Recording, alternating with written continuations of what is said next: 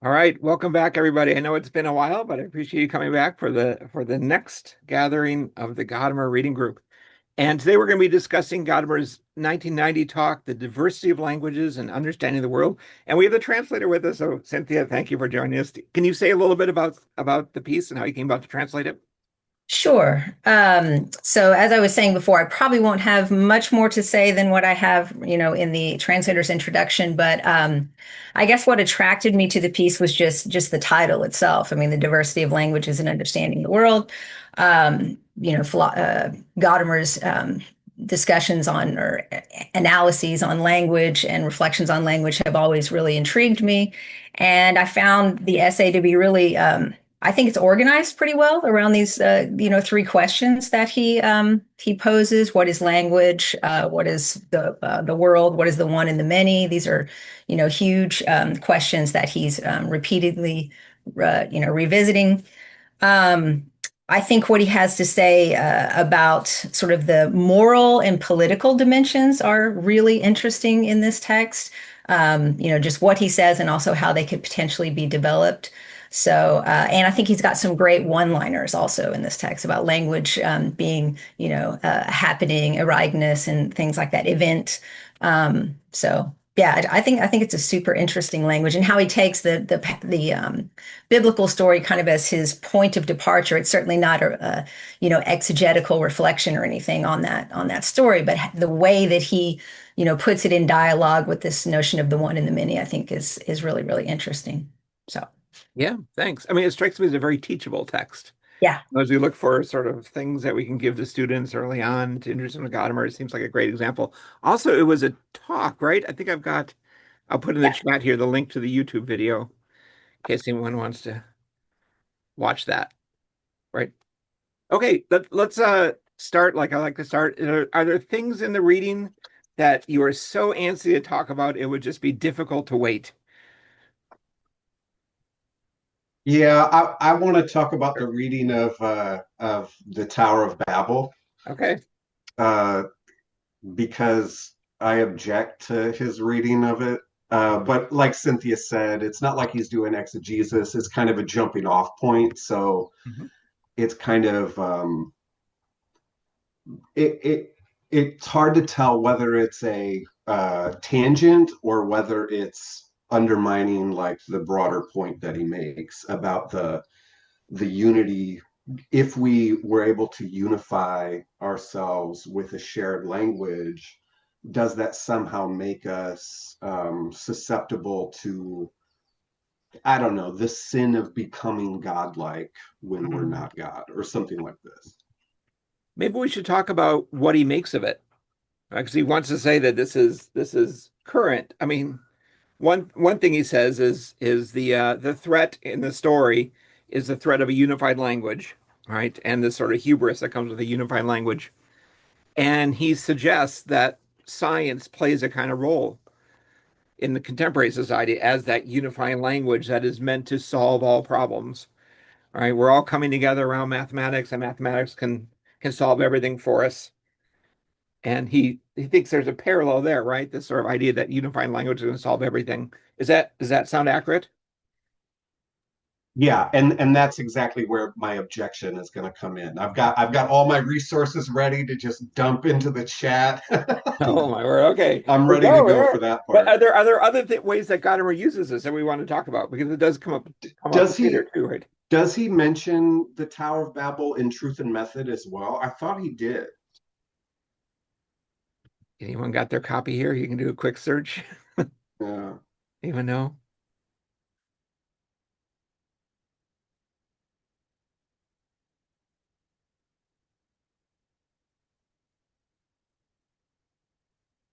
It's not extensive. I just mean I think he mentions it, but I might be getting confused with Recur talking about it.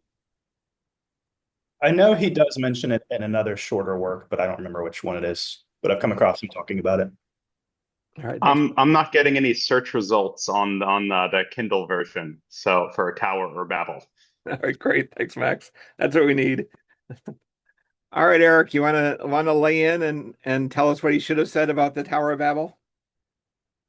Oh no, I see Eddie has his hands up. If other people want to like create a list, because I know that like like I was saying, there's kind of this, is it undermining to his point? Is it a tangent? And if there's other, because obviously the critique of the hegemony of scientific discourse is an important component. And another thing I'd love to talk about is how do we critique the kind of hegemony of scientific discourse in an era of anti-science with like the Trump administration and RFK Jr. and these folks. All right, then I will note it as a topic that we will just cover in the next 2 hours, and we'll get back to that. Eddie, what do you have that you want to make sure we talk about? Yeah, I actually have just the same point that Eric just made, but I happen to agree with Gadamer here more than I would disagree with him. If we're to jump to page 458, there's this line where he made this comment, this observation saying that mathematics sciences make they write symbols that are nearly incomprehensible to us, while despite being written in a splendid perfection. And there's that very interesting sort of dichotomy between, on the one side, it is nearly incomprehensible. On the other side, it is so universal and so hegemonic.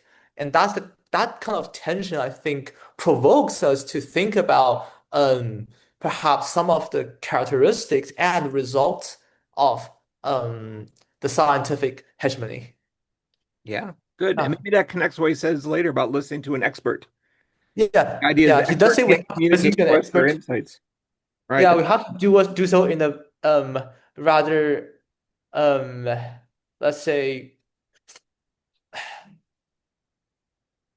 clever way, that we shouldn't just listen to them as we just appeal to authorities, but we'd also have to be careful in how to approach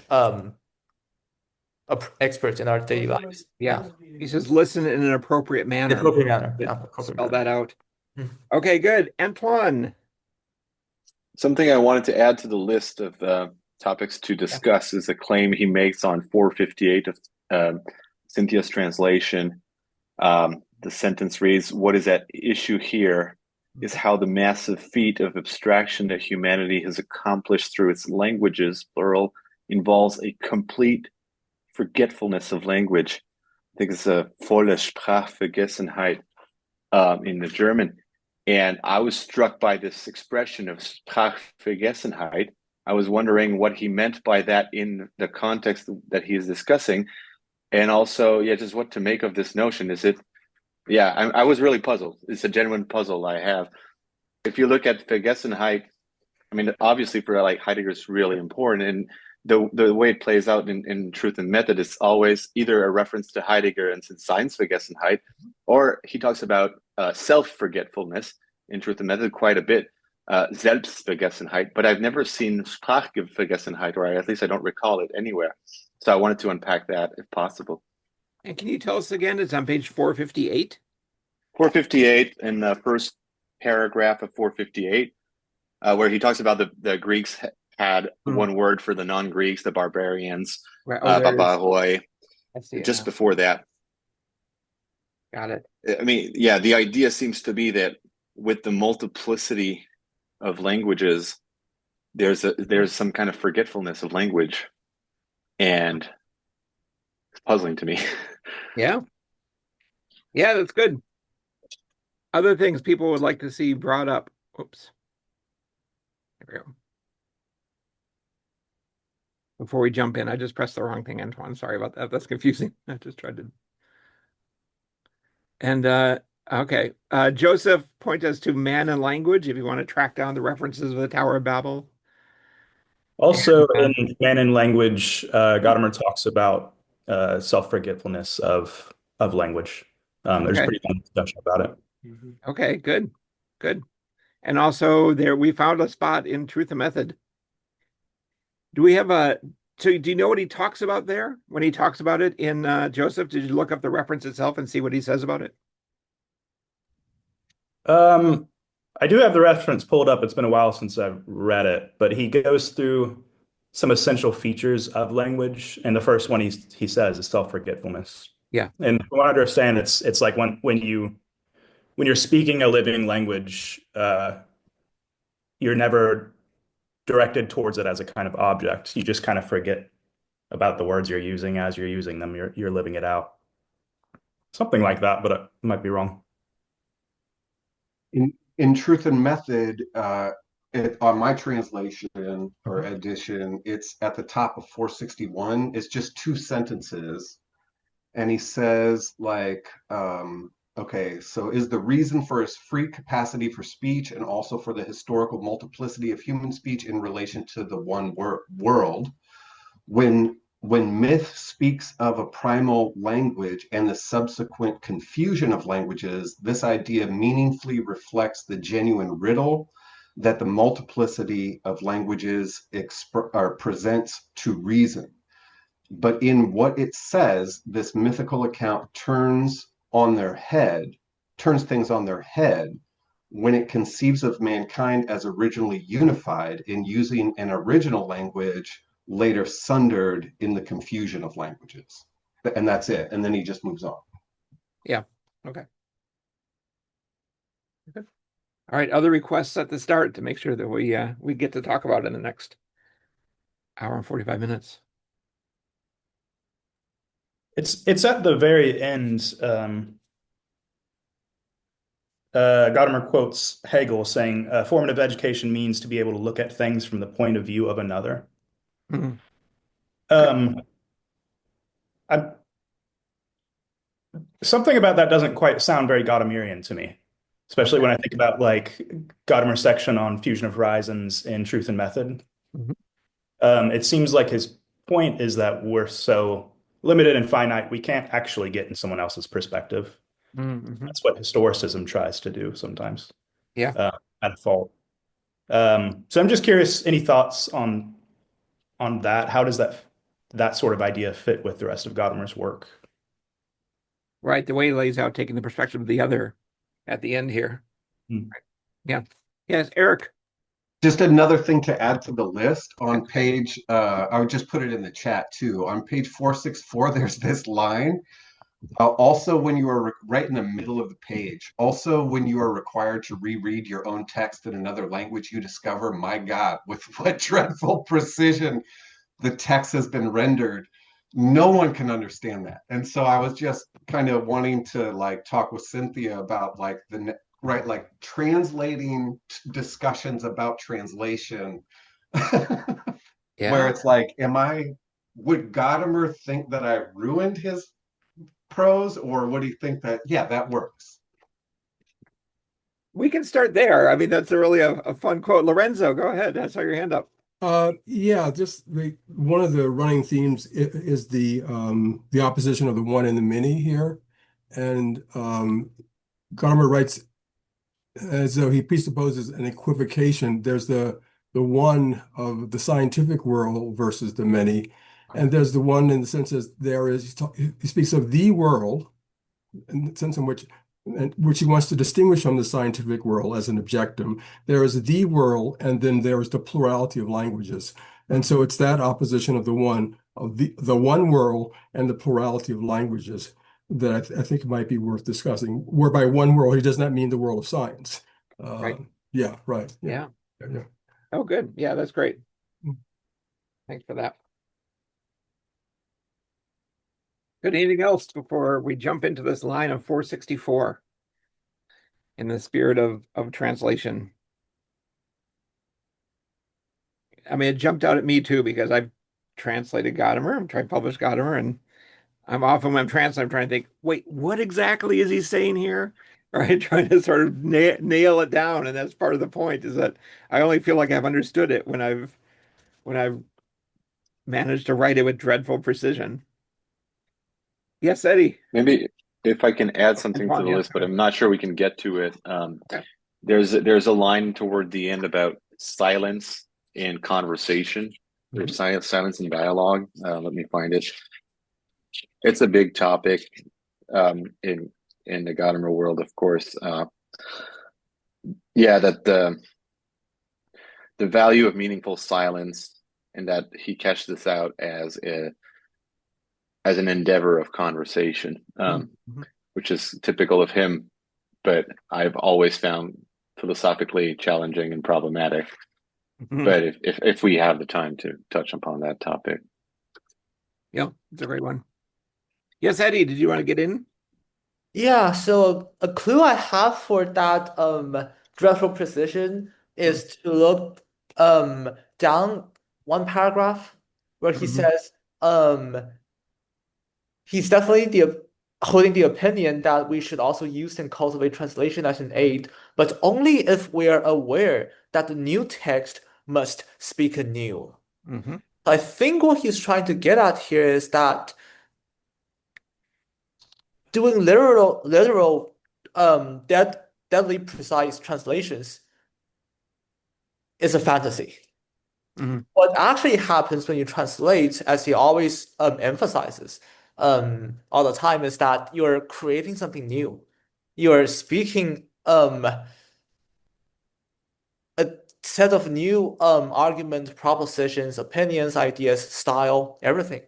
Mhm. And to think that there's this um, perfectly translatable text is to assume some kind of fantasy or dogmatism. Yeah, this in a sense that there is this you assume a meta language where every language can be translated back to that meta language and then translated then into a new language. Kind of like how the mathematical language works. There's always this universal ground where everyone can point to and just say, here's what I mean precisely and exactly. But Mhm. perhaps to Gadamer, that's merely a fantasy. Yeah. Yeah, that he's saying something precise and we just figure out how we say the exact same precise thing in our language and as we're doing translating. But that's not what's going on. The horse to the third, Mm. and yeah. Yeah, right. Good example. Yes, Max.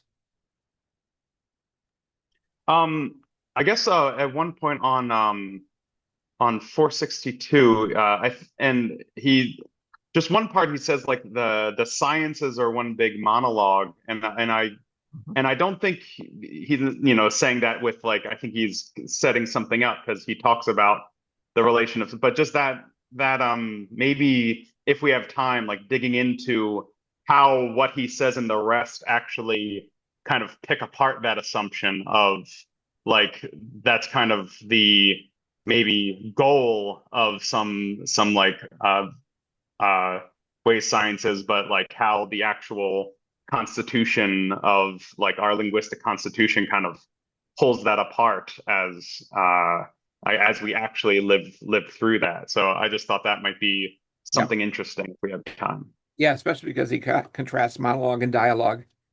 And dialogue's gonna be the good thing. Yeah, Eric? I know I've added like way too much to the list, but I another one that stands out to me is on uh page 465. I didn't really get he saying that Germans don't debate? Right? Germany is not a debate culture. We I think it's on Yeah. 465, almost right in the middle. He says the real opposite is the routine of the debate when one reacts to some thesis simply with the question, doesn't that involve a logical contradiction? The gotcha moment that, I find myself getting into with online debates. But then where does he, yeah, the very next sentence, for debating nations to which we Germans do not really belong because of our lack of talent. Hmm. Is what I mean, I just am not familiar enough with how he thinks of German culture that he would say this. Yep. All right. I'll add it to the list. We'll try to knock these off as we go. And so 465. But let's those of us who have translated Gadamer, other people, you want to weigh in on this thought that when you're taking something out of one language and trying to put it in a second language, I mean, my thought is there are all sorts of resonances and plays of meanings that are going on in the original language that I'm not going to pick up on. Um, and they're going to be lost when it's translated. And I'm not going to be able to preserve them if I wanted to. And as a translator, I think it would be I just don't have the level of ability to try to come up with new versions in English that have the similar resonances, have a similar plays. And so I feel like there's always going to be a kind of leveling that happens where I'm just going to say, okay, what's he trying to say? Um, I'm not just trying to make the text speak anew, but I want it to speak to us by sort of enabling him to communicate in English. In this case, other translators have thoughts about this and this problem. I can share my 2 cents. I think I agree with you, David, and maybe like a sort of witness to what you're saying. My experience as a translator is that I always feel like in that experience of, oh, I'm going to lose the the richness of meaning that is embedded in those word choices of the author that I'm translating. My reflex as a translator is I want to put the original right next to it so that people want to see what I'm doing because it's obviously imperfect.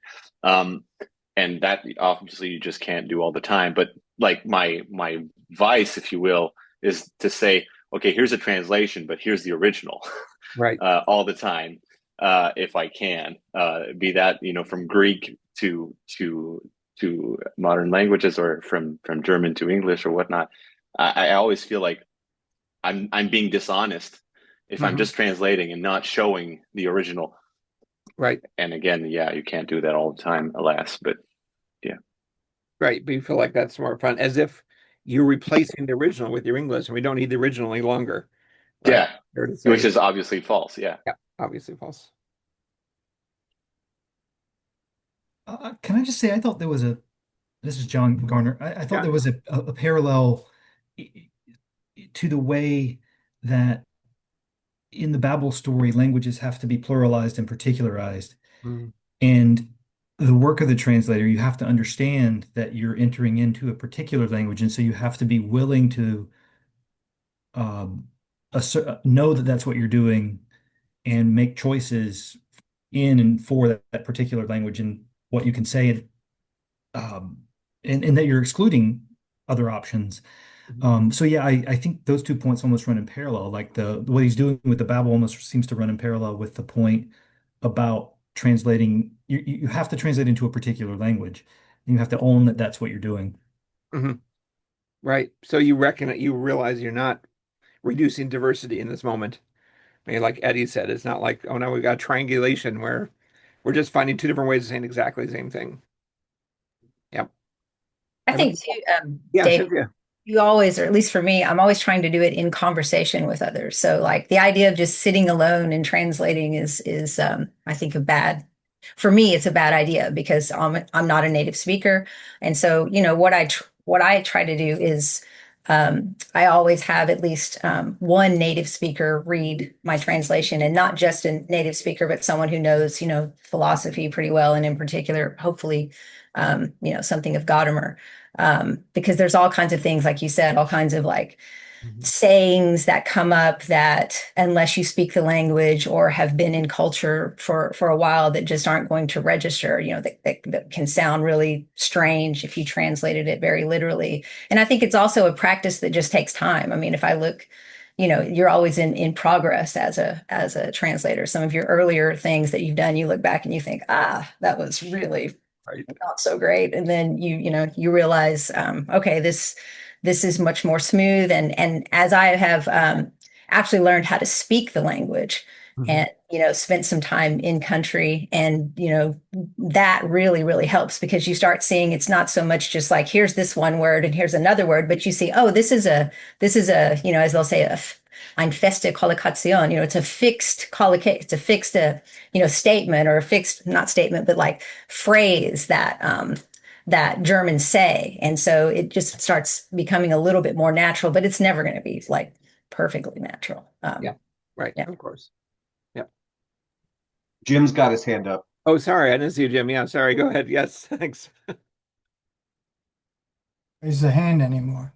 And we don't want to miss the philosophical point. Mhm.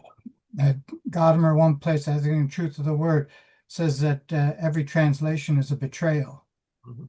And he references the whole idea that could be Heideggerian, but it's about how language shelters. So it always has this element of non-revealing in the revealing. I don't want to translate that exactly into Heidegger, because Gadamer says it in his own voice. But the idea that language is a betrayal is about the ontological assumptions about language, and not some of the interesting so I'm adding more than just interesting comments about the dynamics and the practical reality of translation. Yeah, yeah, good point. I wonder if it follows then that all understanding is a kind of betrayal, because all understanding is finding new words. Yeah, Jim. Gadamer says we never fully understand what we never can say what we intend to say. So it's And not a betrayal. likewise, he's in his polemic against Incapacity. Schleiermacher. Antoine, let's Oh, Jim. sorry. Wasn't quite Yeah, done. sorry. Sorry, Yes, Jim. please. You can finish your thought. I thought I did. It was essentially that we never say what we want to say. So there's an incompleteness that is tied to not just an incapacity, our own incapacity to say, but within the sheltering of language, by which it will not let us say everything we want to say. Yeah, okay, thanks. Yes, sorry, Antoine, go ahead. No, just the same thought expressed differently in Gadamer's own words. In Truth and Method, he says that we always understand a thinker differently, right? That understand is always understanding differently. So obviously, there's a dimension. I mean, we're not traitors in so far as it's not as if we want to betray them, but we just cannot be fully faithful to the original, something like the original thought or something like that. Yeah, Max. Max, did you want to get in here? I think there's also that thing of like there's like the I guess betray, like you can't get to that original meaning, but there's also the increase in being that comes in, and I think so you have to because I forget where it is, but he admits that like there's sometimes translations that actually like add something to the understanding and interpretation of the work, that there's some kind of accomplishment. It's not just a lessening. So I think we have to kind of balance that. Like, yes, there's always going to be, you have to choose something, and that's kind of a betrayal because like you have to make choices that cut off certain things. But I think he leaves open the possibility that in those choices you can actually bring out something more. So the increase of being happens there. Okay. And then, but the mistake would be to aim for precision, right? To settle the meaning once and for all and end all ambiguity. Yeah, Lorenzo. Yeah, I just think Gadamer might be a little unhappy with the idea of the attempt to get at an original meaning. That sounds something close to getting at authorial intention as being sort of the criterion for assessing our success.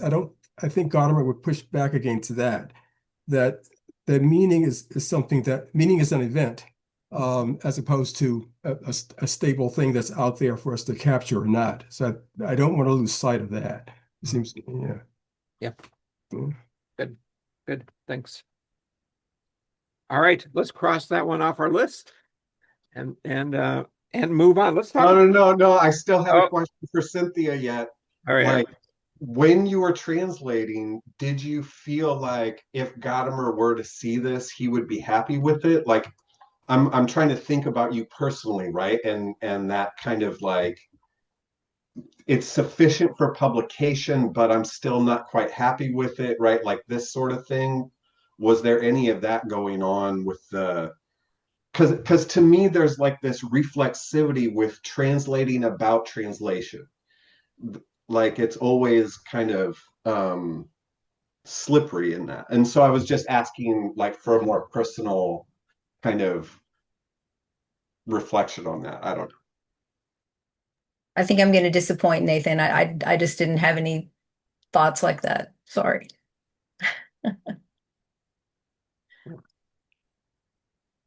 Okay, let's look at 458, 457, 458.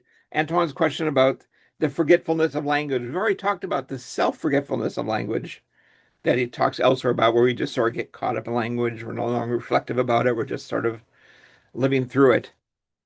But the question is that what he's really talking about here with the Sprachvergessen? So let's look at the bottom of 457 in this paragraph. Maybe right above the last paragraph. We'll just keep tracing our way back and back. Because he talks about the human power of abstraction, and especially mathematics, as a kind of standardized language in which the domination of the forces of nature is based and which indirectly includes our social forces. So if we start from this consideration, then it's quite clear what the languages that we speak mean for our human existence. This can be observed already from the beginning, for example, in how the Greeks, like any living culture, regarded their language as a self-evidently correct language. And this is the case for every linguistic community, right? Words seem to sound right to us, and it feels wrong to have substitutions. But what is at issue here is how the massive feat of abstraction, which he means mathematics and science, I think, right? That humanity has accomplished through its languages involves a forgetfulness of language. Do we have thoughts about what's happening there?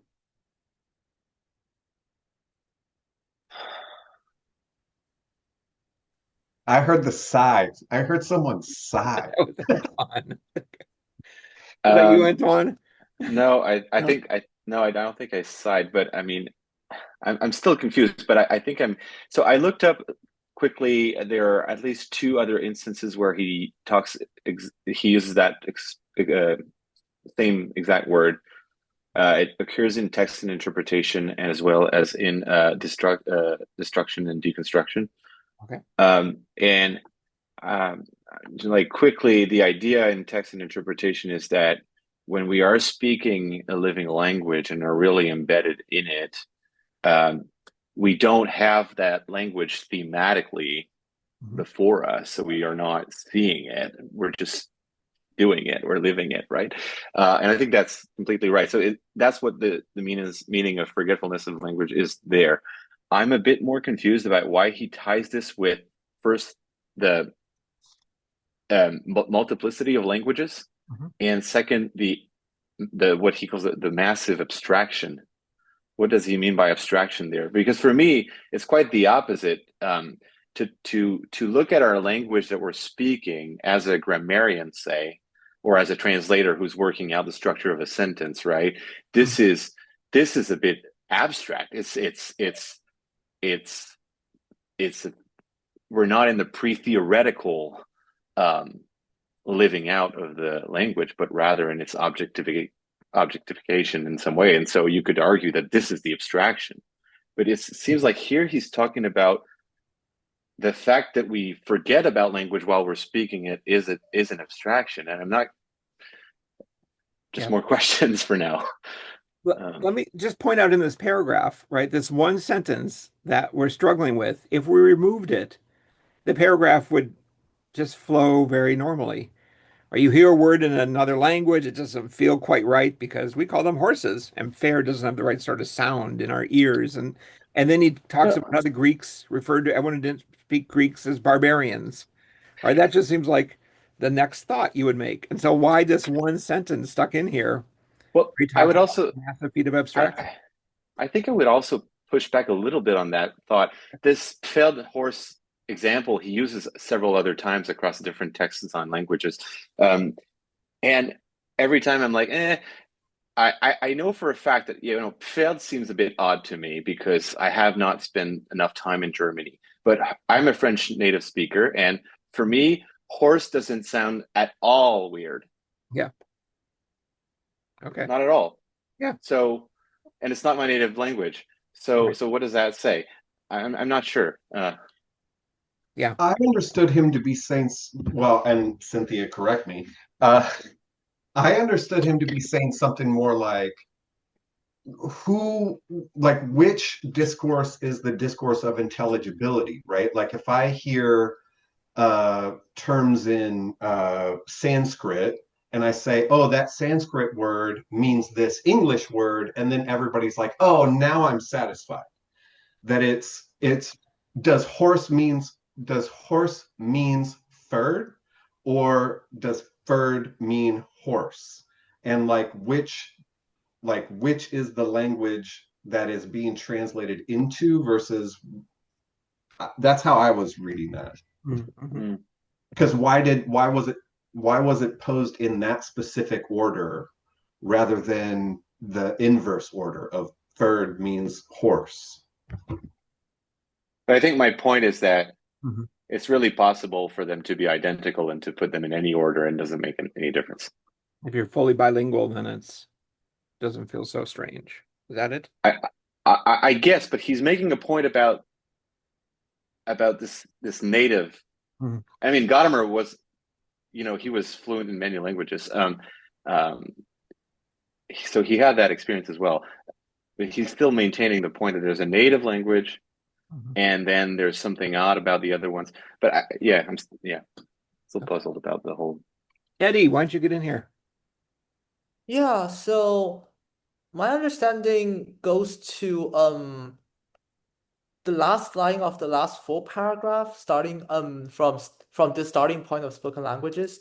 He said, and ever since that time, after he gave an account of the development of language in the West, only in the mathematical natural sciences and their technical successes do we encounter the one language which perhaps we do not speak, but which everyone must learn.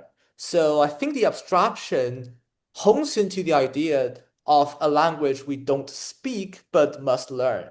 And to see more of that, we have to go to 460, second full paragraph, where he says, language is the happening of language. There's the aliveness. The word that is spoken to someone is not representable in concept, even if what is said can be represented as such in a mathematical formula via equations. The word is rather there as that which reaches someone. So I think the abstraction and the problem of abstraction is that it completely forgets about how language is something we speak to each other. It is in conversation and always through conversations. To think that there's a language that needs no conversation and can just happen to exist on its own, that's problematic for Gadamer. Yeah. Okay. Even though it's been very powerful and brought about all Yes. sorts of social changes and Yeah. progress in Yes. technologies, still it is Yeah. Well, as you said in the very beginning of this essay, we ought not to think that that alone can solve all problems for us. yeah. Yes, Max. I guess when I was just like focusing on like looking at that sentence, and it says the massive feat of abstraction that humanity has accomplished through its languages. Now I didn't go back to the German, but it seems like it's just he's because earlier he just talks about the human power of abstraction, like it's just a thing we have, and it seems like he's saying that this is just languages involve a certain kind of abstraction, like that's like how we have words that refer to many things, like they're not like that involves part of that power. And then maybe the complete forgetfulness of language is just referring to like that power is not something we did like intentionally. We don't go in like we're going to invent this thing now, we're going to do that. Like it's something that happens that we were kind of already in as that feat of abstraction was happening. It wasn't something we did, I guess, instrumentally. That we weren't thinking about language as we did in the process of actually making language. So I think that here, like other parts, I think abstraction might be referred to in a problematic way. But here, I think it seems like it's just referring to the fact that language is, it's a part of how we develop language, but we're not thinking about language when we do it. It belongs to the nature of language that there's abstraction. But if we focus on the abstraction, then does this connect to what Eddie was saying? We lose the way in which language is sort of living in conversation now. Is that sort of the thought? Yeah, uh, yeah. I think if once we make abstraction the goal or something, once we make it, I guess, make it part of the thing we're trying to do, then we're no longer in that living language. Because I think forgetfulness of language there is probably one happening in conversation. It's because when you're not thinking about like the words you're using, you're just trying to get to understand the person, understand what you're talking about. Mm-hmm. Yeah. Okay, good. Yeah, Lorenzo. Yeah, in reading that, I also saw echoes of Gadamer's discussion near the end of Truth and Method, where he's talking about the gorgeous and the distinction between semantic naturalism and semantic conventionalism. Semantic naturalism is where you think that the word in your language for something is the most adequate word for it. And conventionalism is more of an abstraction, where you think there's a thing there, and there are a number of equivalent ways of referring to it. So I think that's also part of what's being echoed there, that discussion from Truth and Method. Yeah. Good connection. Antoine, is this helping? It's help. I mean, yes, it is helpful, but I just want to get straight on what you guys think the abstraction is. What are we abstracting from, and why does this abstraction relate to the forgetfulness? Because I've heard several things, and I'm not sure exactly how to land or where to land. So we're abstracting from the language when we are not, whenever we are just speaking it without thematizing it, or the other way around. We have different theories out here about this. Yes, Lorenzo, go ahead. Let me try this. One is abstracting when you think that there can be perfect synonymy, right? From using words from different languages. So perfect synonymy is a kind of abstraction. And that would relate to the abstraction that is the scientific point of view as well. And so I think those two ways of thinking about abstraction are related. I think here's the question of perfect synonymy, that maison is perfectly synonymous with house or something of that sort. Yeah.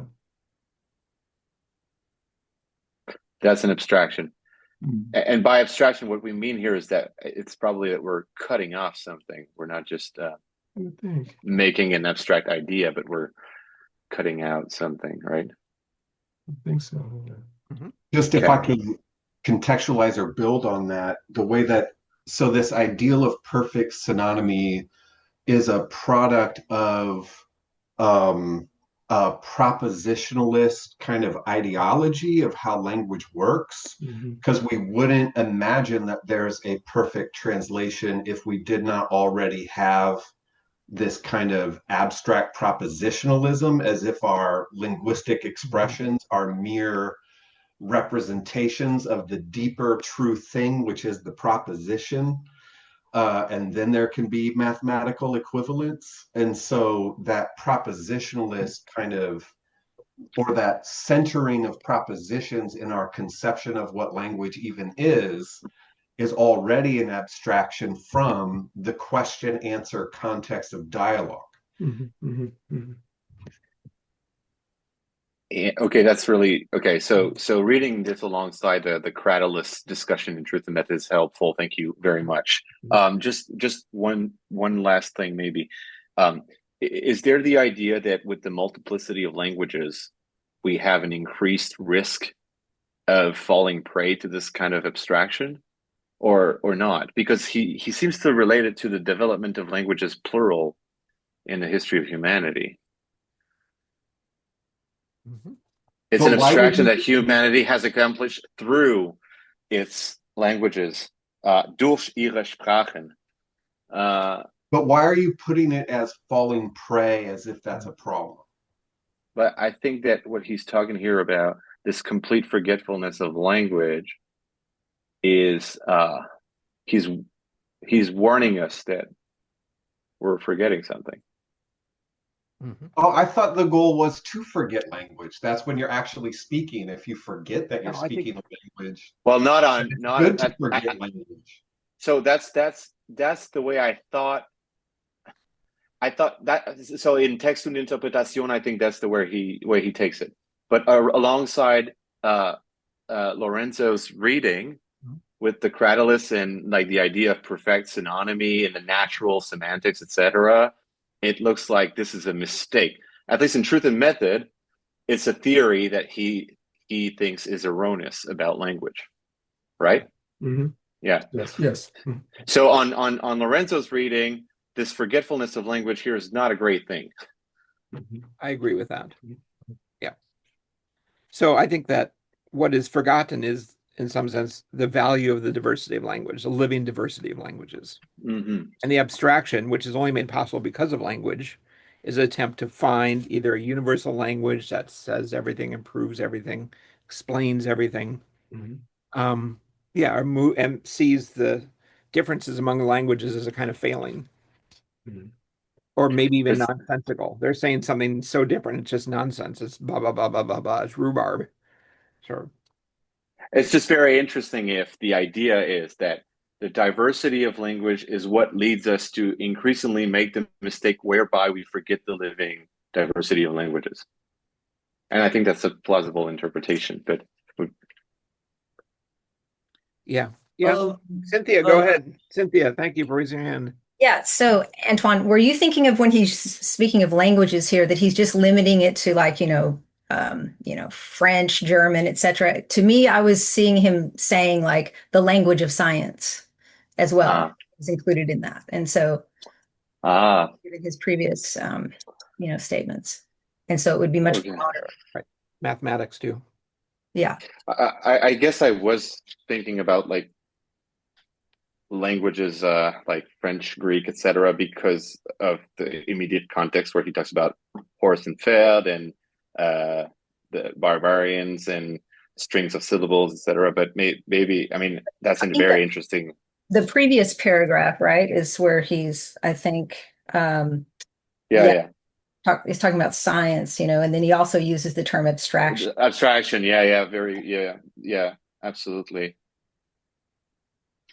Yeah, love it. Okay, that's better, Okay. at Eddie, least in you my want to mind help right out? now. Yeah, just to add to Cynthia's point there, if we read that paragraph more carefully, we see him mentioning the West embarking on its great journey is quite clearly embarking towards science. So that whole transition from the cultural language to the scholastic language to the national language, which I think he's referring to Hegel, and finally to the scientific mathematical language. So there's that, for him, there's that line of development where the journey is set from the cultural languages to the scientific language. So I think I'm not sure if that answers some of your concerns, Anton, but yeah, if I'm reading him correctly, that there is that line where starting in the West precisely towards the scientific language.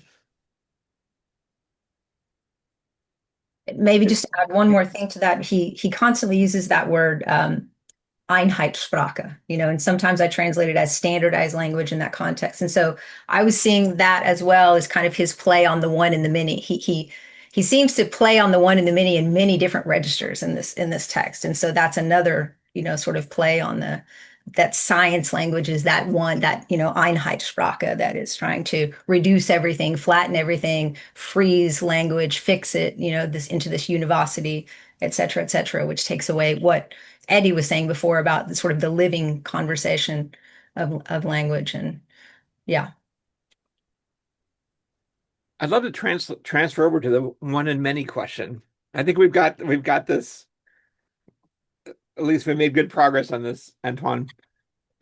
Lorenzo brought up the one and the many. But it's not quite the same one and the many as science, as having a monological worldview, as opposed to diversity of languages. It's the one world, right?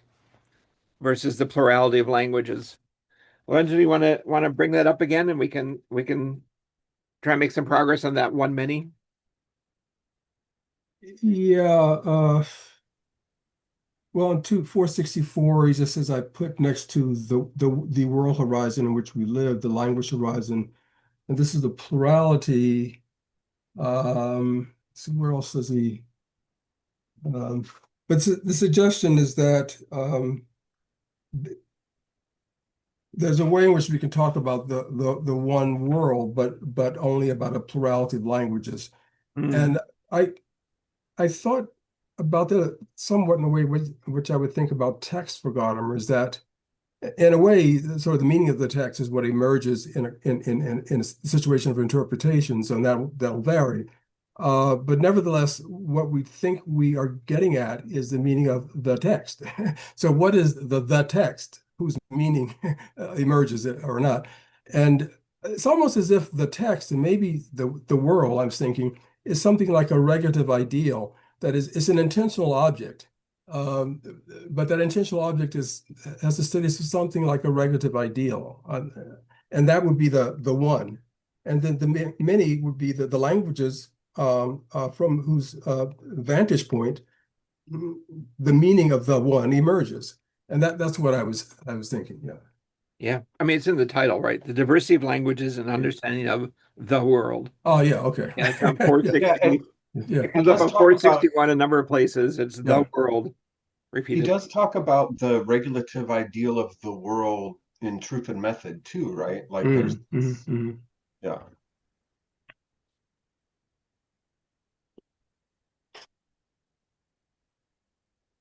Any thoughts about this? Yeah, I'm looking at 461 where he says like all sorts of things from the history of the word for world, like cosmos, all these, universe, the world. Uh, and then in that same paragraph at the top, when he starts to get in short, world is a world of humans. Whereas the kind of scientific world seems to, right, from Nietzsche, seems to be nihilistic in its kind of repression of human beings, like the pale blue dot, like your problems don't matter if you think about your life from the perspective of Jupiter.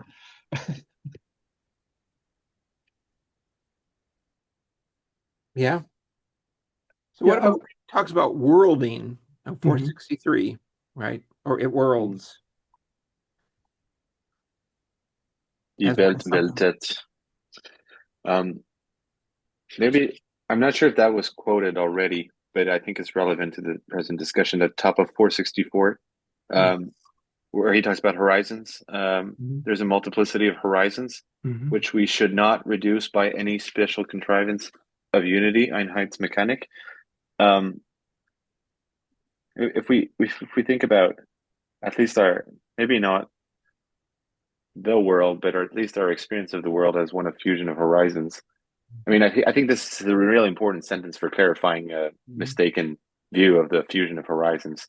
Um, it's not a fusion in any sense where you would lost the multiplicity of horizons, and so there's this dialectic of one and many there, where the fusion expresses the tendency towards a unity, but it still preserves its plurality within the unity, like in a conversation.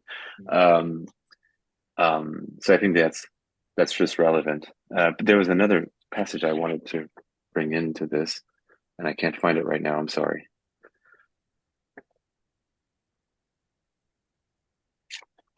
It's about application. I don't think he used the word application.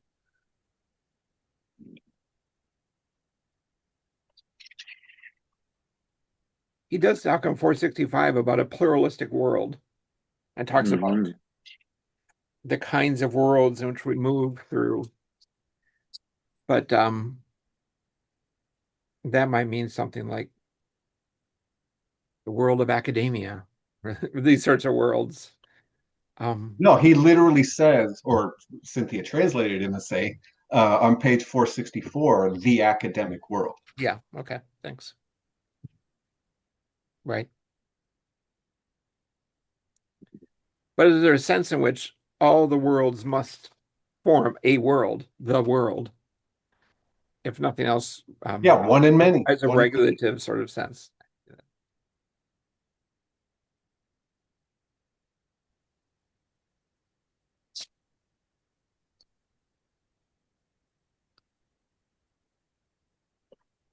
Are there more thoughts on this right now? We can come back to it as we work through other issues. Yeah, I have a This question one. about Go ahead, Eric, and then prepositions Lorenzo, I guess. Eric, go with ahead. in. Like Yeah. why is the world's or the one world or academic world or whatever something that we are in? Like why is the preposition like leading us to a container metaphor for thinking of the world, like the world we are inside of. Hmm. Heidegger talks about in the sense of being in love, Yeah, sense of in trouble, and yeah, the way, yeah, in which exactly. it's a kind of environment that shapes meanings for us and gives a certain frame of values that leads some things to be really relevant and important and other things not. That makes sense. So that in those cases, it'd be less of a container and more of a milieu, an environment, or a setting. Yeah, but why not on? I'm on trouble. I'm on the world. If I may add something, Yeah, that's fine. Go ahead. You got it. just about that. I mean, translations of Heidegger in French don't use the same proposition for being in the world.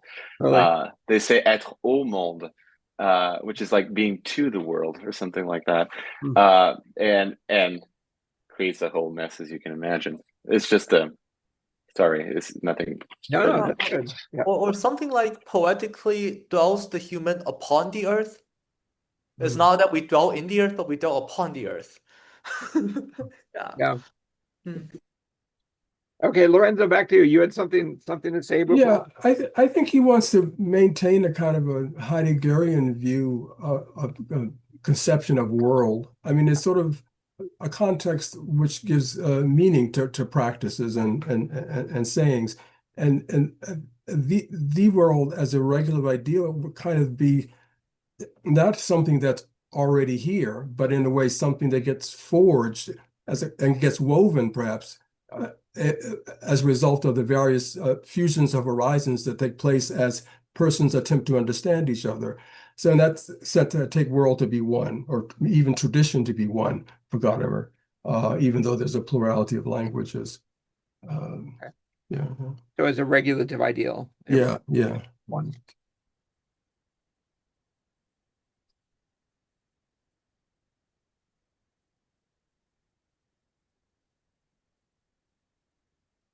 Well, let's talk about what Joseph brought up, where Gadamer then turns to dialogue and conversation, listening. It's on page 463 is where I think it starts.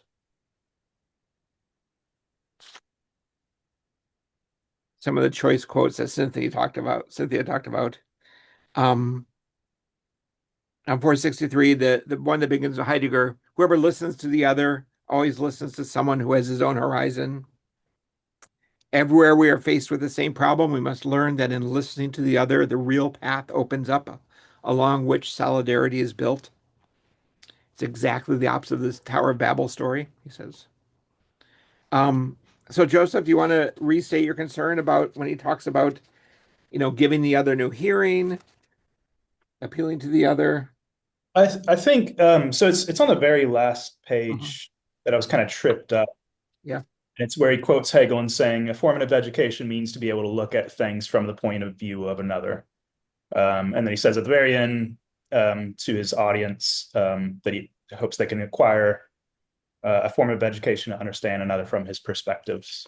But I take the whole picture of horizons and fusion of horizons to say that we each have our own hermeneutical horizon. I'm sorry, we each have our own hermeneutical situation Mhm.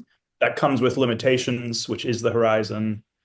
I can't get in your hermeneutical situation, but I can look at the same horizon from my perspective, and we can fuse together a new horizon. That's the sort of picture I get Mhm. when Gadamer talks about horizons and the fusion of them. Um, so we can't get in someone else's point of view. We can't come to understand someone else's perspective truly. Does this sort of contradict that picture of a fusion of horizons? Does that make sense? Yeah, it makes sense. I should say for for years I've taken as a methodological principle for interpreting Heidegger is to ignore the last sentences of all talks. Just because I find in talks, his last sentence, he always sort of goes for a big ending, right? He's going to just speak to the students and say something profound for them. Just And for the record, David, you said Heidegger. I mean You mean Gadamer, I mean Heidegger or Gadamer. Yeah, Gadamer? thanks, Okay. Anton. Thanks for fixing that. Yeah, for Gadamer. Because this is recorded. You don't want to Yeah, make exactly. I'm just fix that. And so I always worry if I try to take too seriously what he says at the end, I'll find all sorts of problems. But that's maybe a cop out, interpretive cop out to say he's just being rhetorical in his last sentence and speaking to a bunch of students and trying to inspire them to learn from each other and to think about their education in a different kind of way. Well, Because there's a general yeah. question. It doesn't even talk about the idea of perspectives or taking on other perspectives. Right? That's what you're asking, Joseph. If I may weigh in on this, I think without just rejecting it as a bold last statement that he doesn't believe in, I was thinking there's a strict reading of it whereby it might not be compatible with the strict letter of what he says about fusion horizons. But if you take it in a bit more loose way, given that he is indeed giving a speech to pretty young students, you could read this as an invitation, as David says, to say, look, uh, you need to learn through dialogue. And you're never going to learn through dialogue if you start from the presupposition that the other one is dumb and you can't learn from them. So the presupposition, like this is like the methodological presupposition that is needed for us to accept so that we engage in dialogue in the first place is something like, I want to see what's your perspective. I want to see what's your take on this.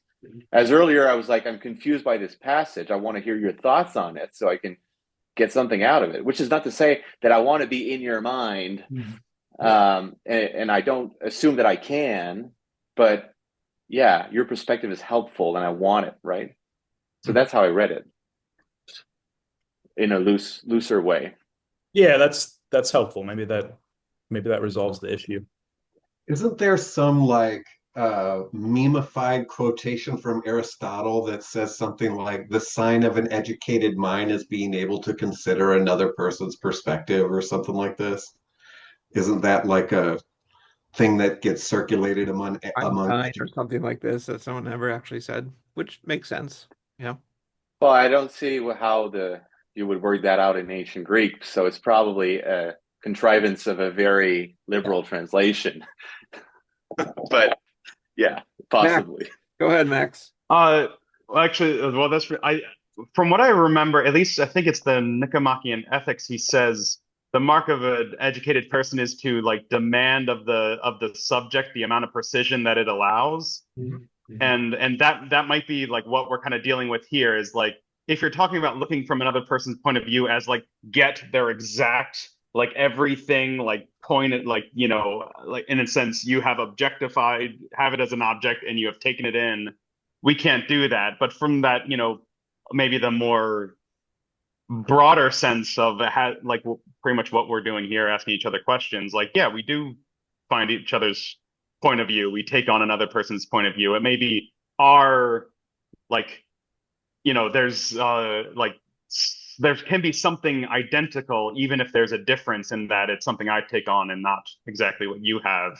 Maybe in that way that each person's view of a work of art is different even though it's the same work of art. Like I wonder if there's a way you could take on another person's perspective and there's a way you can call it the same perspective even if there is still going to be the difference of it's my like kind of I guess I don't know a presentation of your perspective rather than the one that is your I guess embodied perspective there. Max, would translation function as a like exemplary paradigmatic case of kind of the capacity for self-negation to get out of the way so that what needs to be said can still get said? Because in a way, and Cynthia, this is why I was kind of, and I'm still wanting to be like, didn't you have any personal, but anyway, like I get the idea that like you just got to work, like you forgot you were able to forget yourself and go, what is being said? And like helped put it into English words so that I could read it. Like Max, is that an example or exemplary of what you're getting at here? Or are you thinking more like explicit dialogue where two people are clearly coming from different perspectives? I think it would all kind of come in. I'm not sure. I think the I'd almost want to say like I feel like the paradigmatic would be the conversation, but I think the translation would seems to me like an example of almost like an extreme.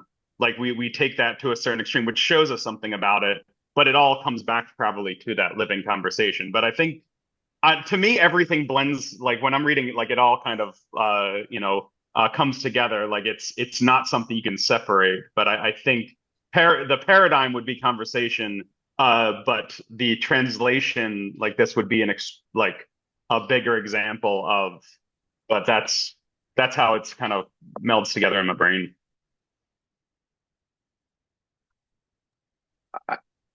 One of the things that I thought of with this, this line, and keeping in mind the idea that the meaning of the text always goes beyond the author's intentions, actually was more Hannah Arendt and what she says in Eichmann, right? I mean, it wasn't the failure of Eichmann, his inability to think from the perspective of another, to put himself in the, thinking from the perspective of the other. And that was what she said was his, it had to do with his making not only others superfluous, right, and his failure of thinking, but also making himself superfluous because his excuse was, well, if I don't do this, someone else will do it. And so then he, sort of, um, it's a failure of taking responsibility for, the situation and acting otherwise. And so given that this is kind of what I was saying at the beginning, where I think that there's some really interesting sort of political and moral things that he hints at here that one could then maybe go on and develop. And it seems to me that, I don't know, it's just one line, but nonetheless, it made me think of what Hannah Arendt said in the Eichmann text. And I agree with what you just said, Cynthia. I was struck by how many Arendtian resonances there were in that specific text of the late Gadamer. And in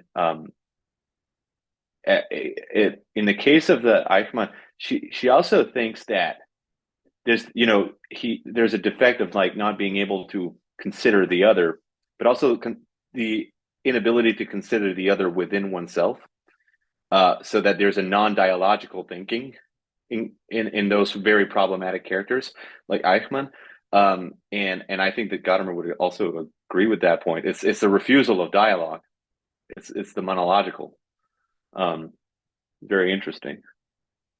That's a great point. I like that because usually when we're thinking about the monological with Gadamer, we think about what he says about the mathematical languages and things like that in this university, which is obviously there. But I really like bringing out the political potentials, Yeah. And ethical. Yeah, I think Arendt is one of the person who most fully fleshed out those implications for politics. You go ahead, John. I've talked a little. Well, in the sense that we had just been talking about the lesson to the students about not thinking that you have the only voice here and listening to the other and so on and so forth, I think that goes hand in hand with what you've been saying about the abstractive and univocal temptation, if you will. If the student goes in thinking that that's the task, then they won't be able to, have the dialogical relationship that he's after. So I think the lesson might be not just don't think you have the only voice, but also that would preclude dialogue with the other, but so would thinking that the task is to escape from particular different voices to a kind of univocal. If you think that way, you're probably committing the same failure at some level. The failure to see that that even the univocal language that you're after is a particular language and so should seem strange to you. Look, the signs on the board should seem like a language, not the actual whole of language. Yeah, that's great. Good. That connects it back to what we were talking about before too. Nicely done. Yeah. Let's look at Eric. Go ahead, Eric. But I did want to like bring up a case study of the political dimension, Cynthia. Like this is why I was like, I think of Palestinians especially because like what organizations are called terrorists by Western powers versus do those organizations call themselves terrorists? And so that's a case study of this political unified discourse that isn't open to the perspective of the other, where they're not allowed to speak for themselves. Or if they are allowed to speak for themselves, it's, proof texting like, see, I got you. You said something anti Semitic, therefore everything you do is anti Semitic or something like this.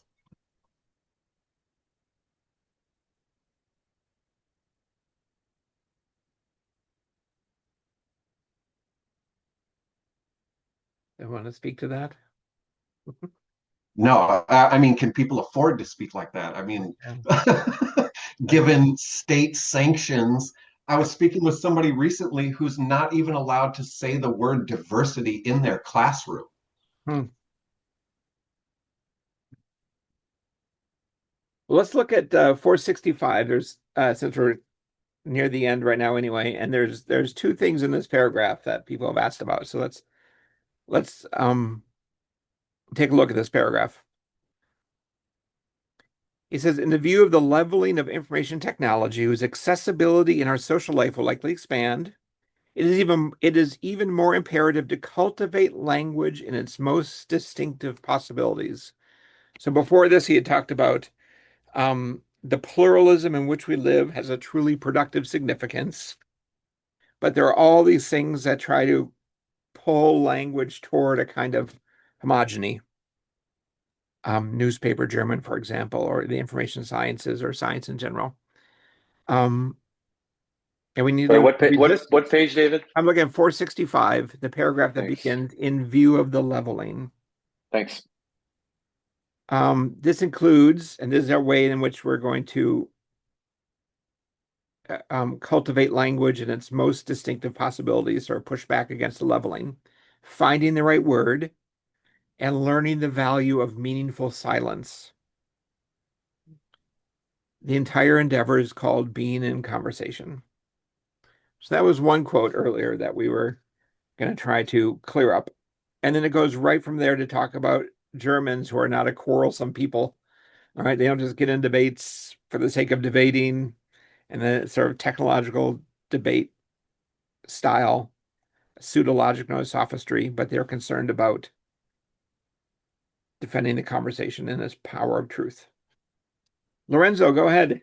Yeah, this is really sorry, just a follow up of what Nathan and I think what Cynthia was suggesting. Just a quick thing on the bottom of 463, the last paragraph. This is what matters to me is to show that we're faced with this task of not wanting to administer away the diversity of languages, but rationalization of bureaucratization.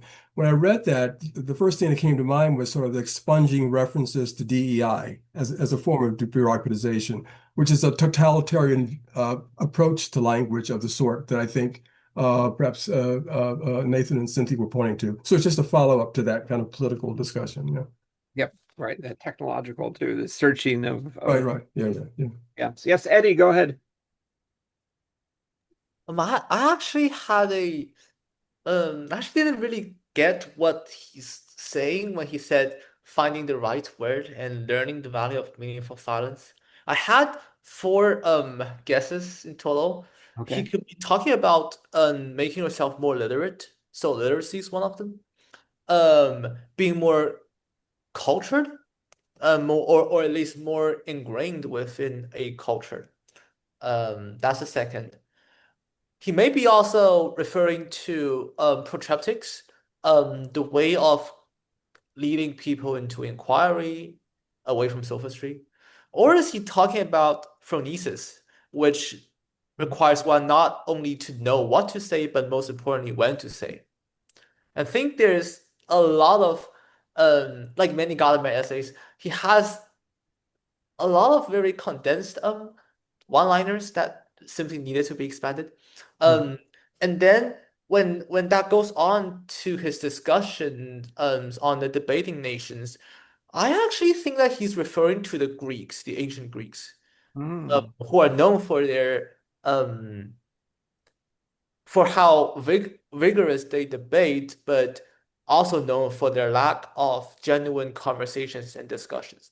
Yeah. Socrates or Plato in the Gadamerian lenses is a thinker who actually tries to initiate conversations and not debates. Yeah. And I think there's that implication here. And if we're to see today's culture, whether that be YouTube videos, Twitter, or whatever, we see debates all across, but debates all across, less to no discussions and conversations. Yeah. I think that's something that's been going on since the ancient Greeks.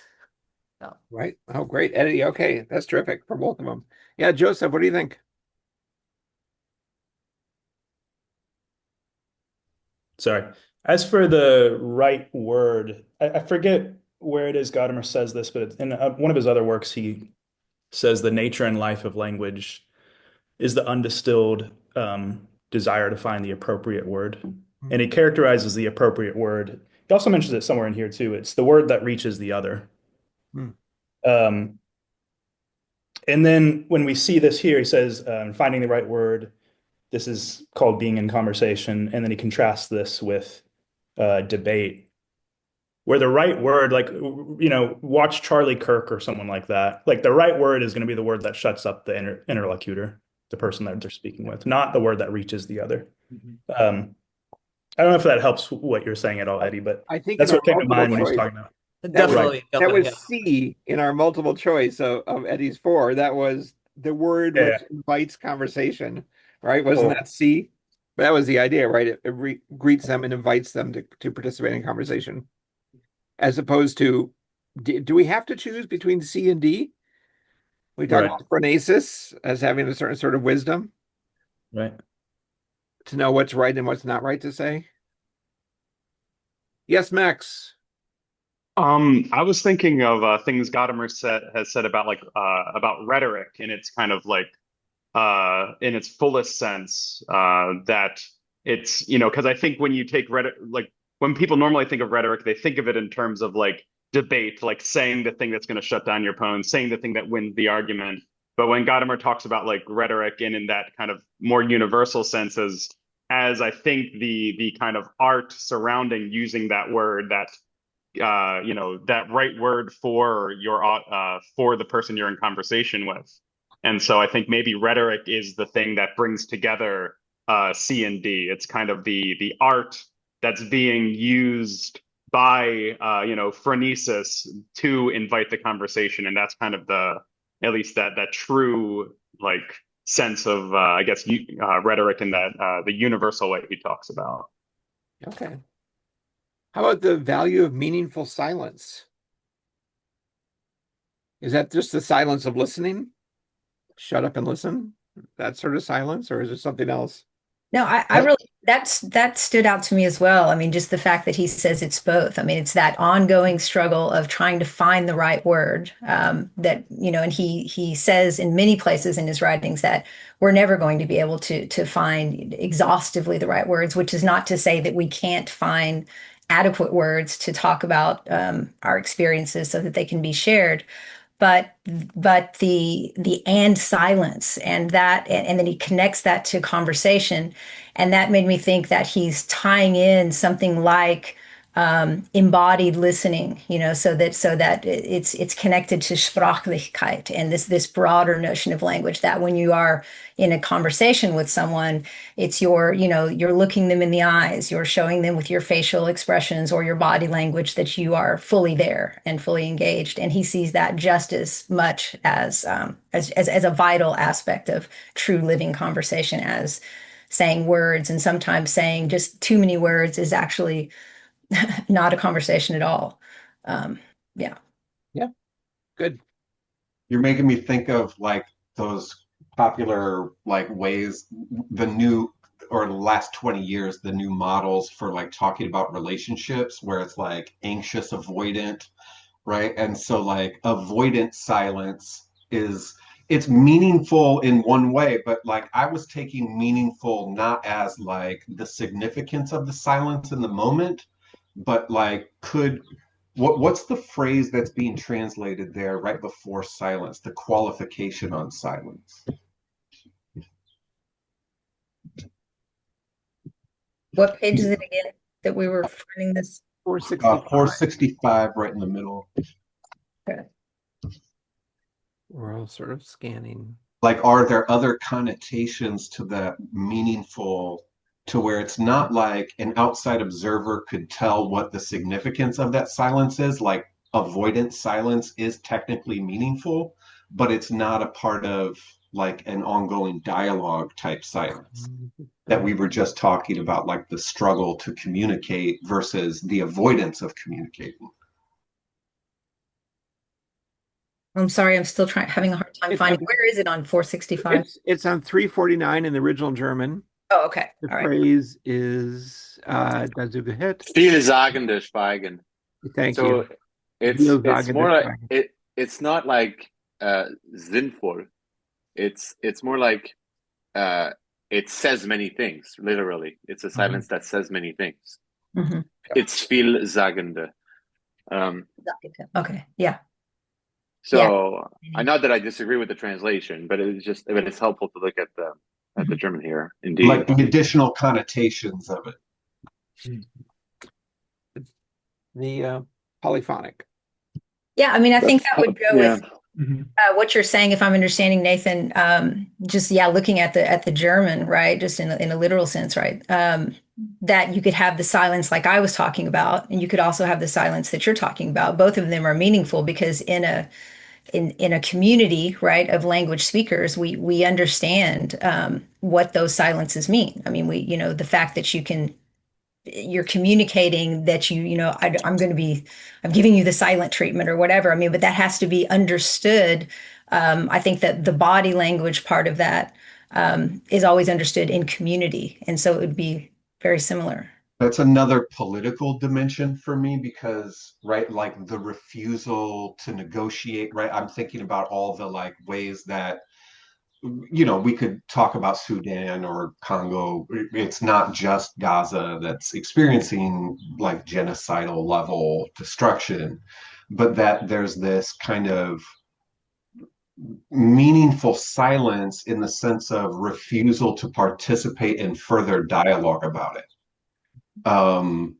That to me is like a shutting things down silence versus a kind of preparatory listening silence or something like this. Like, I need to take a moment to think about what you just said.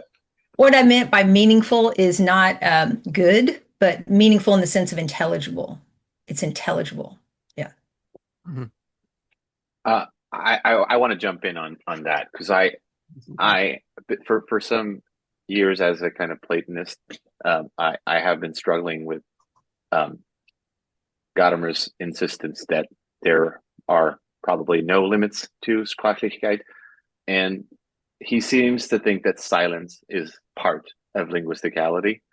And as you're all discussing it, it's like silence as a moment of a conversation, right? Mm-hmm. And what I want to ask you all is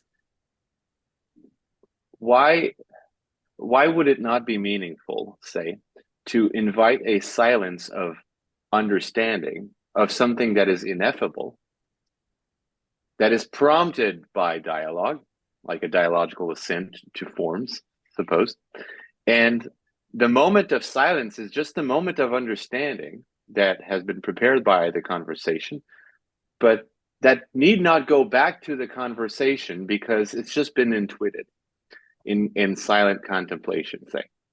That's one example. I'm sure like Buddhists could have another take on that, but would that be vielsagende, or would that still be meaningful? Could that be extra dialogical in some sense? I think Gadamer has a hard time accepting that kind of view. But yeah, that's my question. Eddie? Yeah, to reply to Anton, I think that's 100% right, the observation of a meaningful silence.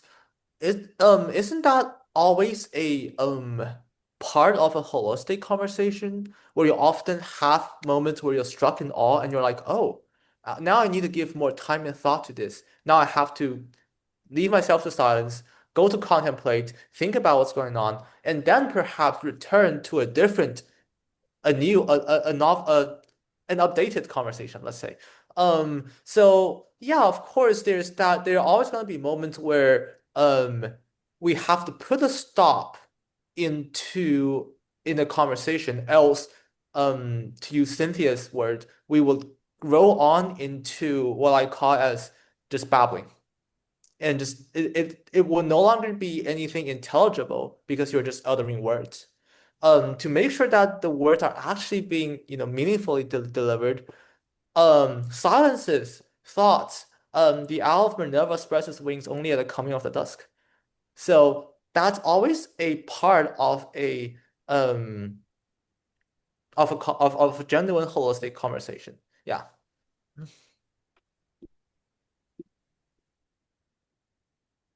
Anton, maybe I'm an outlier here on this, but I do think Gadamer thinks there's no non-discursive, intuitive understanding that of something transcending language. So he may be wrong about that, because obviously there's a long mystical tradition in the West that holds that at some point language fails us, Fails. and these are at very important points, right? The points Yeah. of Doesn't he even say truth. that speechlessness is part of language? Like to be shocked speechless Yeah, is also a form of linguisticality. Well, yeah, Yeah. well, that's so not what Antoine's talking about. I mean, yeah, you probably all have read that Jean Gondin interview where the translation of the interview says like non-linguistic linguisticality.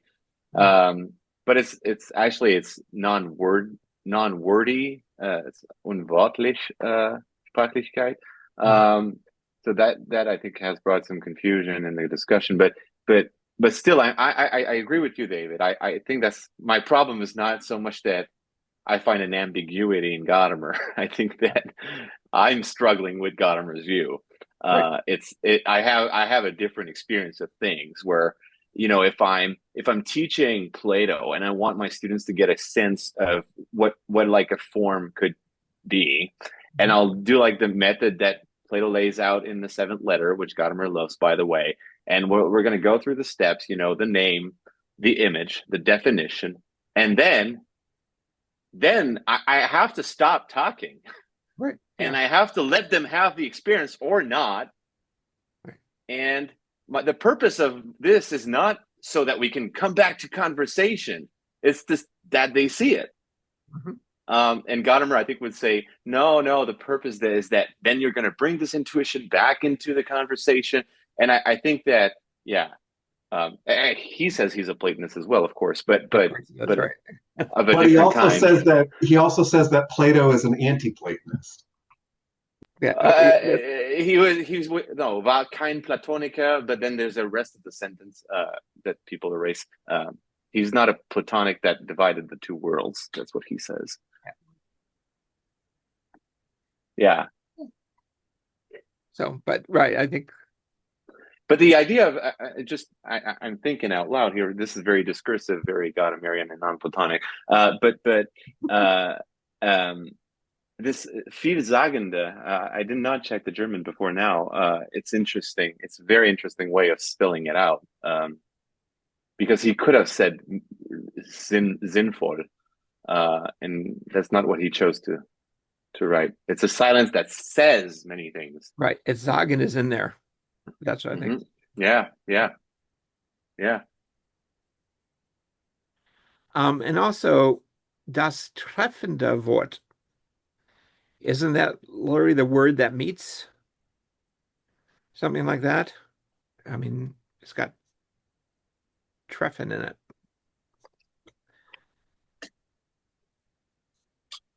Das treffende Yeah. Wort. The right word. Das treffende Wort. Yeah. Something like that. Max, go ahead.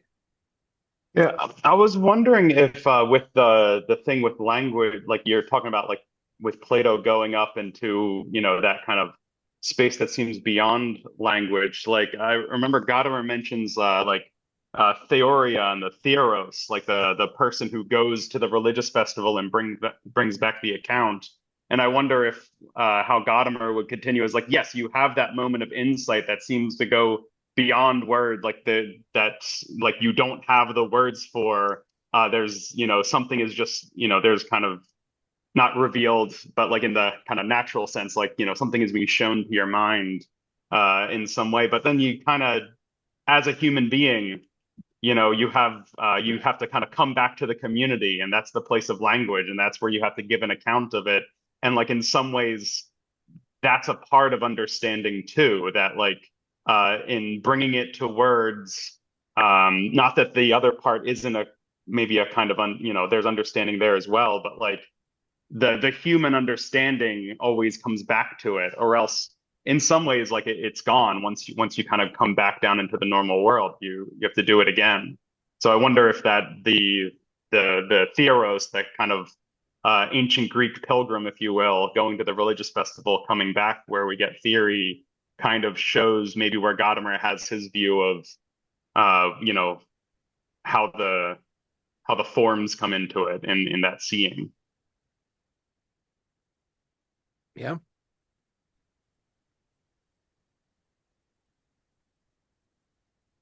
We should make sure we get to the Tower of Babel, right? Since that is sort of a core motif here. And since Eric started by saying about how mistaken Gadamer is, Yeah. what the Well, message he wants to but take from it. this is Oh, not just saying Gadamer's mistaken. This is saying like there's a whole like set of traditions coming from this okay. that are a problem, because there's always this like temptation to synthesize Greek theology, especially and Aristotelian theology, into Jewish texts. And it's not clear that Jewish texts presuppose an omni-being God that is all-knowing, all-powerful, eternal, all these things. Because when you look at the Hebrew terms for like infinite and things like this, it's not that the God is infinite, it's that God's desire for a promise or something like this is an infinite commitment or something like this. Like the qualifications of infinity are not actually attributed to the ontology of the being God, it's attributed to the actions of the God. And so I'm coming from a tradition of death of God theology through like Rubenstein, J.J. Altizer, and I'm just going to put a paragraph in the chat and then provide the Safaria like text so you can see like what is going on there with the Tower of Babel. If you look at this and you read it carefully, you've got like human beings increasing, and then the God says, these human beings are living for a long time. And then at verse 4, it was then and later too that the Nephilim appeared on earth when divine beings cohabitated with human women, period. Dot, dot, dot, dot, dot. Right? Like, I mean, if we're talking about bestiality, like the reason why bestiality is bad is because animals can't consent to human sexual actions. Why can human beings consent to divine beings? And so I take that as they're raping them.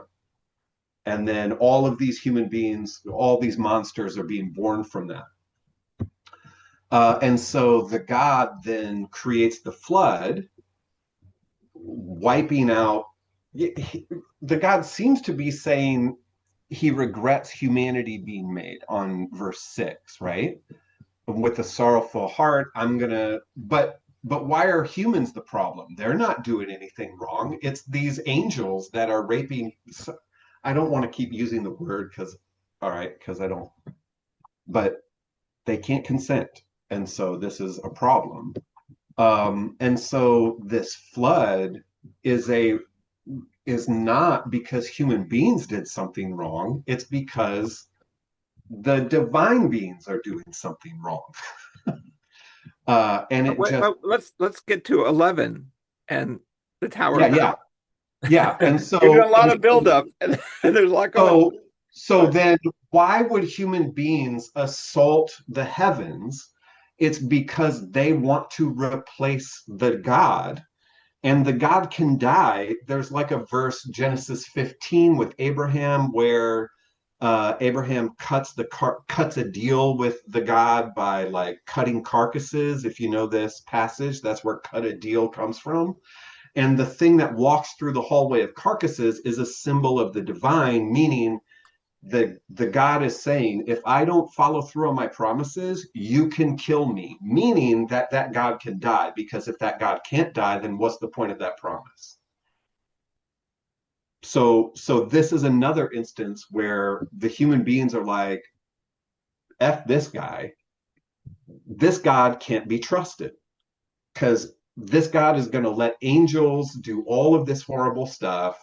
And then he's going to kill all of us, this genocidal maniac. So we're going to take over. Right. And so this kind of attempt to assault the heavens is not sinful. It's actually a responsible, rational thing for self-defense. And like, of course, the humans are going to get smeared in the narrative, just like resistance forces get smeared in a narrative of a hegemonic Western imperial power. uh, and so for me, the Tower of Babel and the diversity of languages and right, Gadamer is saying the unity of language is a problem. Mm-hmm. And I'm saying, yeah, it's a problem for hegemonic forces. It's not a problem for people who are trying to actually gain enough power because they are seeing the irresponsibility of those who are currently in power. So the attempt to unify language, instead of seeing it as like we want to sin because we're evil or whatever, it's we want to translate enough so that we can all work together because what's going on is bullshit. I mean, and there is a tradition in Midrash that like supports this reading. It's not that I'm just making this up.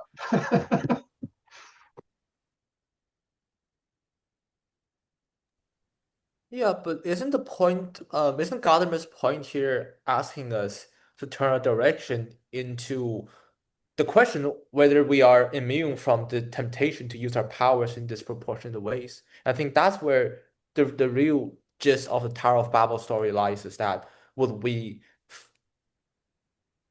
become the kind of people in that picture? Would we, despite having different and a multiplied number of languages, end up being similar to that picture, or no?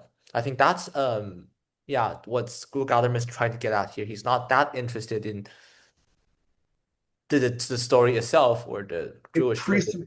Gadamer's reading presupposes that human beings are in the wrong in trying to do this. And I'm trying to say that's not the only reading available of this text, especially when you put it in the broader context of divine beings actually being the problem, not human beings being the problem. Yeah. And so there's this. Go ahead. I was going to say we can look at the quote in the Gadamer reading, or you can look at it in your own copy where you've got it. And they say, "Let us make a name for ourselves." It says, "We're going to build a tower to the heavens. Let us make a name for ourselves, lest we be scattered over the earth." So it's an act of sort of self-defense. We are going to sort of create a unified society that can push back against the risk of being scattered. And the consequence is they're scattered, right? They're trying to defend themselves, and at the end, God scatters them all over the earth. Um, Part of the Gadamer point is that with unified language, they thought they had to unified power, right? They can now nothing they will think of doing will seem impossible to them, right? Isn't that the vice? Isn't that the mistake? Why is that a mistake when this God is committing genocide? Oh, well, there's one thing to say we need to defend ourselves, another thing to say that we come to the conclusion that we can solve everything. Yes, Michael, you're finally in here. Go ahead. What have we got? Hey, yeah, so I agree with Eddie. I think I see where you're coming from, Nathan, but I think it's less what he's talking about is the moral aspect of it. More has to do with the danger of conformism. I think he sees if we maintain this multiplicity, there's a resource in the multiple perspectives that are maintained through that, and he doesn't want to lose that um, as kind of being the main intent of his use of that myth. I don't know, and so the moral aspect, there may be something to what you're saying, but I don't think he's kind of getting into that with this whole use of the myth.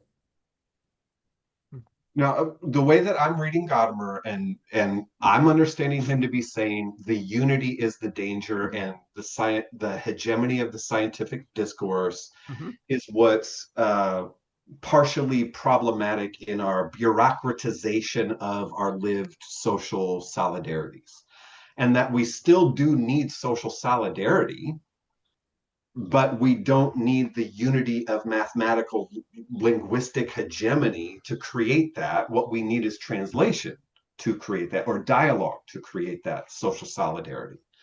And so I'm saying, why couldn't the unity of language that isn't clarified in the text be already the social solidarity of dialogue, and that the distribution is not, we're going to create a whole bunch of foreign languages where they can't talk with one another anymore, like the same Sunday school reading of this biblical text, right?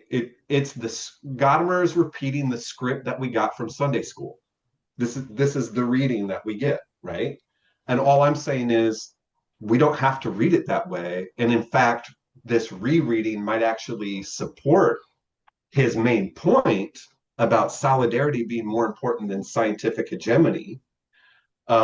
This rereading might actually support him more, but that's why I'm like, I don't know if it's a tangent or if it undermines his project. It's just I get frustrated when I hear Sunday school readings of religious texts, especially from people that are supposed to be better at exegesis. Let me, and then you're up next, Max. I'm just going to say that, and I always use the Alter translation because of the reasons you said of reading the Christian views back in the. But here's Alter's from his commentary about the story, and just the one sentence that's relevant. The polemic of the story is against the overweening confidence of humanity in the feats of technology. That's Gadamer. At least he has company with sort of important Hebrew scholars. Oh yeah, for sure, for Okay. sure. All right, Max, go ahead. I guess I was thinking of when you're saying the Sunday school reading. Now, obviously, there are other ways to read. There's different interpretive traditions, and maybe another one would be maybe there is another reading that would be kind of better for what Gadamer is trying to do in maybe a deeper way. But I think he already is undermining the Sunday school reading because he took that Sunday school reading. I think he did come from probably the cultural German, I think if from his background, Lutheran kind of just general reading of the of that story. But what he added was that the punishment of the multiplication of languages was also a remedy. So he's actually coming from the idea of a beneficent God, but that even that beneficent God isn't just punishing, the punishment is the remedy. So I think he kind of reverses that as well. And Yeah, I think he did that in Truth and Method too. I'm totally with you. That's why I was like, I'm not sure if it's a tangent, if it's helpful, or yeah. what it is. I just don't, that's all. Go ahead, Eddie. And Eric, isn't it precisely our strive after the unity of language that ultimately created this genocidal god named science? We found ourselves this mathematical language. We thought it solves everything. It doesn't. Now it's backfiring. Isn't that what he's trying to get at? Yeah, but that's would Gadamer actually like guns don't kill people, people kill people, right? Yeah, Like, guns make people kill people in a much more efficient rate. No? right, right. All right, Lorenzo. No, I just think part of what's going on here is that the idea is that there are two ways of achieving this unity. One is sort of the scientific monological view, and the other is solidarity, which is achieved conversationally. which is what the multiplicity of languages enables us to engage in. So yeah, I think it seems to me that's the issue. That the idea of the ideal of unity that he starts the discussion with is not the scientific unity or the unity aimed at power, which he finds in the Babel myth, but rather it's the unity that's born of that is yielded by attempting to achieve solidarity by fusing horizons among the various linguistic horizons. Yeah. Yep. We're into the last few minutes here. Are there things that haven't been brought up that you really would like to have brought up or feel disappointed? You have to spend the rest of your Sunday wishing we had talked about this important section and we never got to it. I would love to hear, Cynthia, you brought up a number of times like the moral dimensions in this work, and I wanted to know if you had any thoughts on that, like what stood out to you in particular. I just recall him referencing Kant a couple of times, and yeah, just see if I can find the page. I think it's 462. Exactly. Yeah, the paragraph, I think it's the paragraph that starts with consequently Kant called freedom, that one. So consequently Kant called freedom the rational fact of freedom, Vernunftfaktum der Freiheit.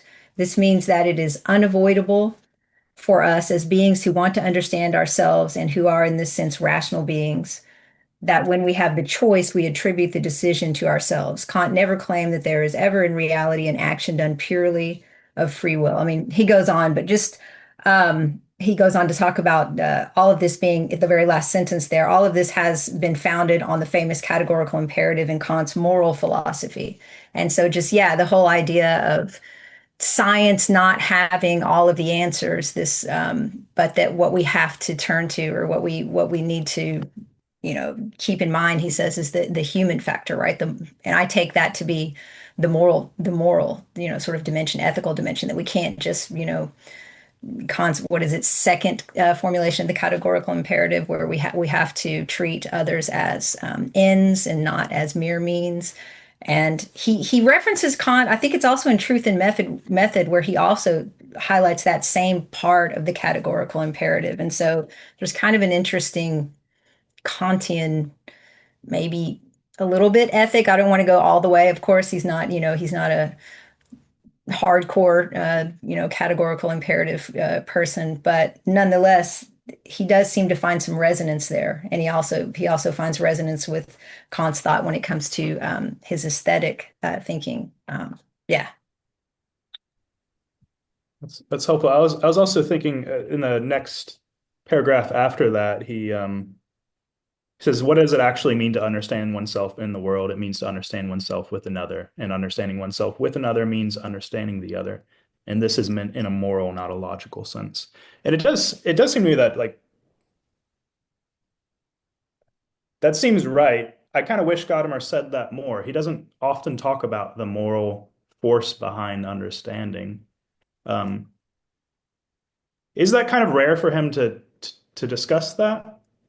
I mean, I take his whole project honestly as having a very strong ethical current to it. I mean, just the whole idea of openness, right? Hermeneutical openness. I think you can think of that as like a hermeneutical virtue, right? You're not going to even be able to get anything out of the text or out of the conversation with the other or out of the artwork unless you have some kind of openness to the other, to allow the other to speak or think that the other has something valuable to say or that you could potentially be wrong. There's his that famous quote about the experienced person, right, is the least dogmatic person. And so all of that just strikes me as very ethical, even though it's not, it's more in a kind of neo-Aristotelian sort of tradition, right, where you have this strong emphasis on phronesis and developing these different kinds of habits. And yeah, that's how I would. But I think there is an interesting Kantian sort of something going on in there too, but not super strong, like a muted Kantian. Lorenzo. Yeah, just to respond to Joseph, I guess. I think in Truth and Method, he discusses three forms of the I-thou relationship. We're starting to talk about our relationship to tradition. And there is perhaps where he comes closest to this sort of language. There's the thou treated instrumentally, the thou that we know better than the thou knows itself, and the thou who has something to say to us. So those, and there he uses the term, he uses moral terms there, perhaps somewhat I'm not sure, problematically, but there in that discussion, it comes up. Yeah. Yeah, thanks. Antoine. Right. No, I just wanted to jump in on this Kant thing. I happen to be writing a book on Gadamer's Aristotle and his Aristotelianism, and so there are many essays in which he talks about Aristotle's ethics, but where he bifurcates in the Kantian direction for a while and tries to see how they kind of map, how they kind of can fit together in some important respects. And he was decisively influenced by Gerhard Krüger's interpretation of Kant, which he mentioned several times praisefully. And it's a very controversial interpretation, but it's quite an original one. And Krüger argues that the whole Kantian edifice has to be read through the ethics. So the ethics has primacy in Kant's system. So it's not like critique of pure reason first, and then, I mean, in the order of reading, perhaps. But Krüger's point is that you have to understand the moral law and the categorical imperative is built in the structure of the human being, and then you can understand the whole edifice. So it's quite interesting. Je parle ma chérie. Excuse-moi. Sorry. Yeah, so I wanted to just add to that, but I completely agree that there are some conscious moments, and as both of you just said, both Cynthia and Cynthia, sorry, and Lorenzo, the passages on I and thou, I think in Truth and Method, really, I mean, I don't think you can really have it without Kant. Correct. Yeah, I'm trying to find some passages where, so at one point in an essay, 1979, he even says that phronesis preserves us against corruption by emotional impacts, just like the categorical imperative does in Kant. So he does all that. This is like a kind of typical statement that Gadamer makes in those essays. Happens quite a lot of times. I look forward to reading that book or essay. I can't remember if you said you're writing a book or an essay, but that sounds super interesting. It's going to be a book. It's not finished. Okay. Who's that scholar that you mentioned? Krüger? Or how do you Yeah, Gerhard. I'm going to write it in the chat. Okay. Gerhard Krüger. And you'll find out where is it?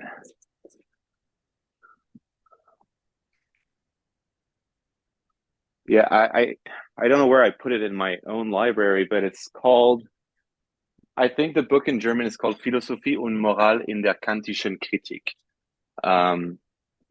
Pays a lot of attention to anthropology, notably. Very interesting. Probably, but it's no Krüger English, is not no English translation. translation. Yeah. No, you will only find one or two things translated by Krüger in English. Sorry, my children are invading me. Guys, les enfants sortent, s'il vous plaît. You will find eventually some things that are going to come out in translation, but I don't think anybody is translating the Kant book right away. But it was really influential. Actually, my Dotto Fata told me that when he was studying Kant, this is any anecdote, I'm sorry, but when he was studying Kant in the 70s in Germany, it was a must to read Krüger. Like, you had to go through that interpretation. So it was important for a while, at least. Yep. That's why it's probably important for. They were friends. I mean, they were in Marburg at the same time. Gadamer, him, Hannah Arendt, etc. Yeah, we find him mentioned quite a bit in Gadamer. Yeah. All right. Thanks, everybody. And thank you, Cynthia, for translating this piece for us. Yes. It was wonderfully done. And it's great that we have this now. Like I said, not only does it cover great ground and it's very readable, and it seems like just the kind of thing that maybe you could present to students as giving a good picture of Gadamer's views. So we're going to try to meet 4 times a year. We're scaling back a little bit, and try to alternate between new pieces and maybe some classic pieces that might be useful for people who are searching on the internet and they find a 2-hour discussion of something that helps them out as they enter into the world of Gadamer.